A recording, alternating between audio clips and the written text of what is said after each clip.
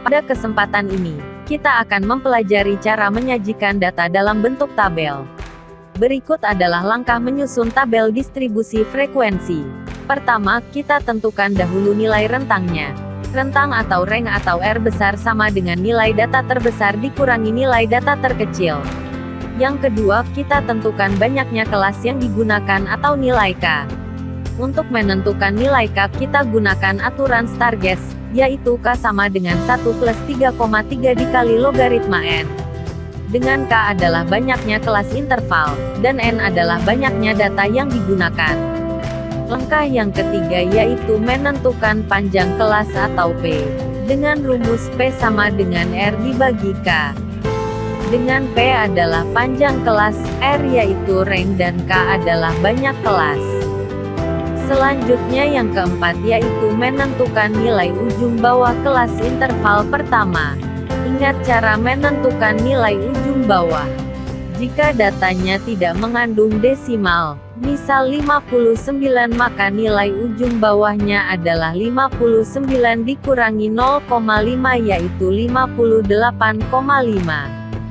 Sedangkan jika nilainya mengandung satu angka di belakang koma, misalnya 59,5, maka nilai ujung bawahnya adalah 59,5 dikurangi 0,05 yaitu 59,45. Dan seterusnya. Yang terakhir, kita masukkan semua data ke dalam interval kelas. Oke. Sekarang kita akan latihan cara menyajikan data dalam bentuk tabel distribusi frekuensi menggunakan program Microsoft Excel. Berikut adalah data nilai ulangan harian fisika kelas 11 IPA 6 dengan jumlah siswa 32 orang. Kita tentukan dulu nilai sigma atau jumlah, nilai log N, K hitung, nilai maksimal, nilai minimal, rentang, rata-rata, dan panjang kelas. Untuk menentukan nilai sigma, caranya ketikkan formula sama dengan sum dalam kurung, masukkan sel nilai siswa pertama sampai siswa ke-32, kemudian enter.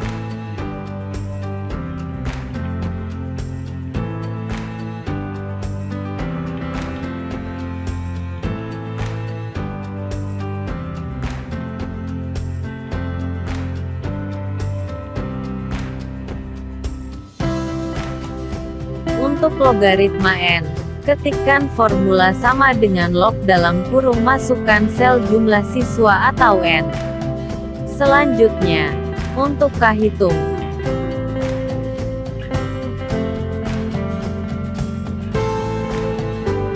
Selanjutnya, untuk K hitung, formulanya adalah sama dengan 1 plus dalam kurung 3,3 dikali log N, kemudian di enter. Ingat, pada Microsoft Excel, tanda kali menggunakan karakter bintang.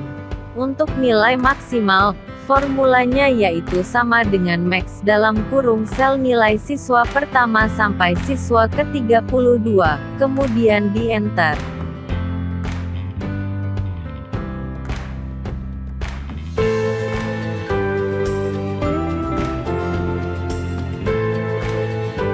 Untuk nilai minimal, formulanya adalah sama dengan min dalam kurung sel nilai siswa pertama sampai siswa ke-32, kemudian di enter.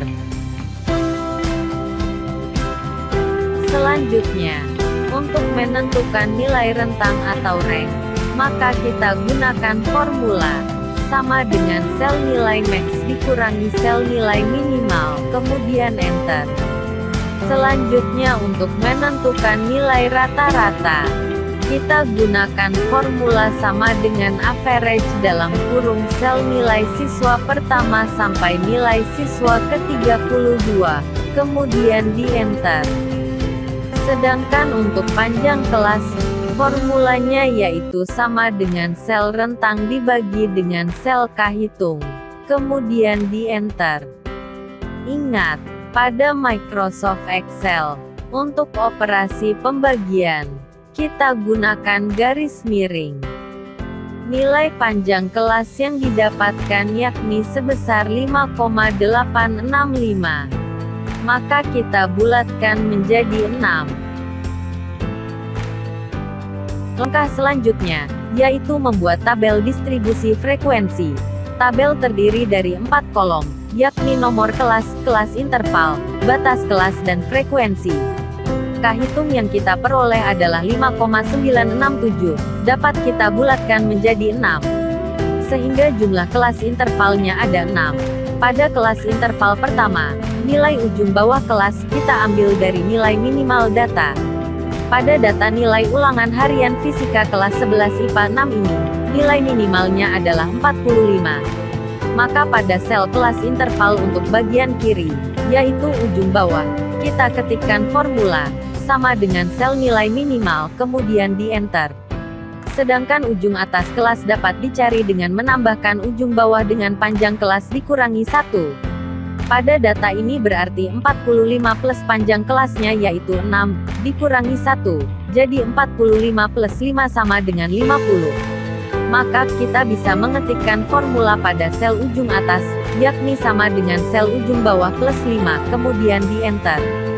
Selanjutnya, untuk batas kelas interval pertama, yaitu ujung bawah kelas interval pertama dikurangi 0,5. Maka kita dapat menuliskan formula pada sel batas kelas interval pertama, yaitu sama dengan sel ujung bawah kelas interval pertama dikurangi 0,5, kemudian di enter. Untuk kelas interval kedua, ujung bawahnya yaitu ujung atas kelas interval pertama ditambah 1, yaitu 50 plus 1 sama dengan 51. Dan untuk ujung atas kelas interval kedua, tinggal kita klik sel ujung atas kelas interval pertama, kemudian akan muncul tanda plus di pojok kanan bawah. Selanjutnya tarik tanda plus tadi ke bawah. Untuk ujung bawah kelas interval ketiga sampai ke 6, kita tidak perlu memasukkan formula kembali. Cukup dengan mengklik sel ujung bawah kelas interval kedua, kemudian akan muncul tanda plus di pojok kanan bawah. Lalu tarik tanda plus tadi ke bawah. Sama seperti ujung atas maupun bawah, untuk menentukan batas kelas interval kedua sampai ke 6, maka kita tinggal mengklik sel batas kelas interval 1, kemudian akan muncul tanda plus di pojok kanan bawah. Selanjutnya tarik tanda plus tadi ke bawah. Selanjutnya, kita cari batas kelas ke-7. Namun formula yang digunakan berbeda dengan formula untuk batas kelas interval pertama sampai ke 6, yaitu sama dengan ujung atas kelas interval ke-6 plus 0,5. Berarti sama dengan sel ujung atas kelas interval ke-6 plus 0,5, kemudian di enter, atau sama dengan 80 plus 0,5 yaitu 80,5.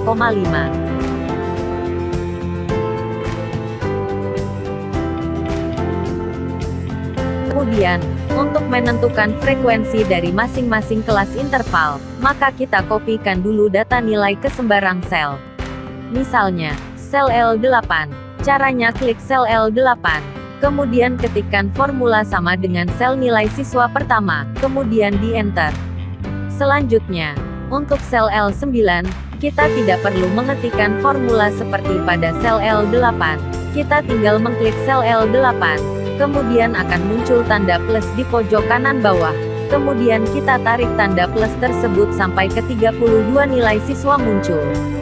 Untuk menghitung frekuensi dari masing-masing kelas interval, kita harus mengetahui apakah data masuk ke dalam rentang nilai pada masing-masing kelas interval.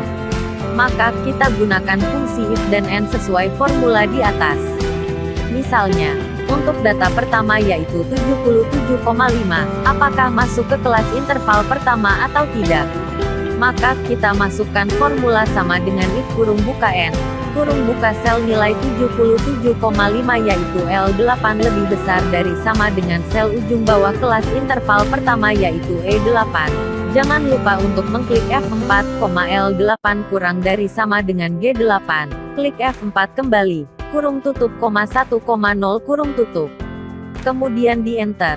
Ingat penggunaan tanda koma atau titik koma pada Microsoft Excel tergantung pada PC masing-masing. Kadang ada yang menggunakan koma, dan kadang ada yang titik koma. Jadi perhatikan petunjuk penggunaan formulanya. Fungsi F4 adalah membuat alamat sel menjadi tetap, sehingga ketika kita menerapkan fungsi if dan n ke sel L9 untuk mengecek apakah sel L9 masuk ke kelas interval pertama atau tidak, maka ujung sel ujung bawah dan sel ujung atas tetap sama, yaitu E8 dan G8.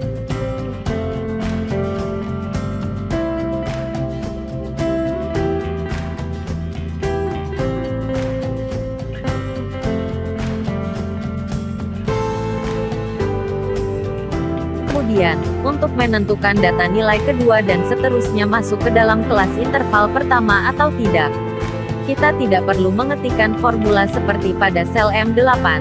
Kita tinggal mengklik sel M8. Maka akan muncul tanda plus di pojok kanan bawah. Selanjutnya kita tarik tanda plus tersebut sampai data ke-32. Selanjutnya, untuk mengecek apakah data pertama yaitu 77,5, masuk ke kelas interval kedua atau tidak, maka kita masukkan formula if dan n yang sama, namun kita ganti dengan alamat sel ujung bawah dan ujung atas kelas interval kedua, yaitu sama dengan if kurung buka n, kurung buka sel nilai 77,5 yaitu L8 lebih besar dari sama dengan sel ujung bawah kelas interval kedua yaitu E9. Jangan lupa tekan tombol F4 untuk mengunci alamat selnya, L8 kurang dari sama dengan G9. Tekan F4 kurung tutup, 1,0 kurung tutup, kemudian di Enter.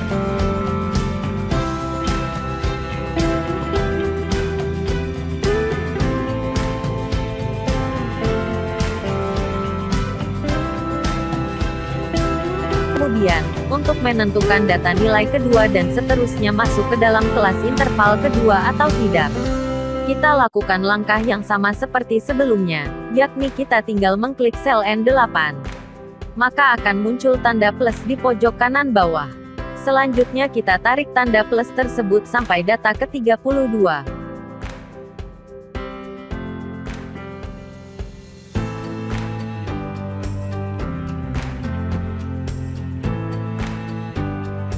Lakukan langkah yang sama untuk mengecek apakah data masuk ke kelas interval ketiga sampai ke-6 atau tidak.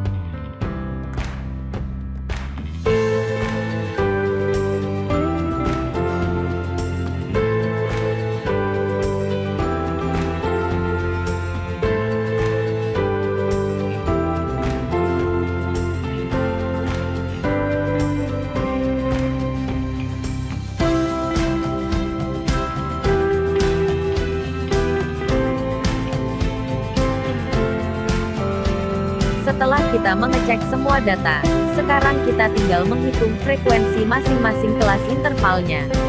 Misalnya, untuk frekuensi kelas interval 1, kita masukkan formula sama dengan sum kurung buka sel 10 untuk data pertama sampai ke 32, yakni sama dengan sum kurung buka M8.2 M39 kurung tutup, atau sama dengan sum kurung buka blok data 10 untuk nilai pertama sampai nilai ke-32, kurung tutup, kemudian di Enter.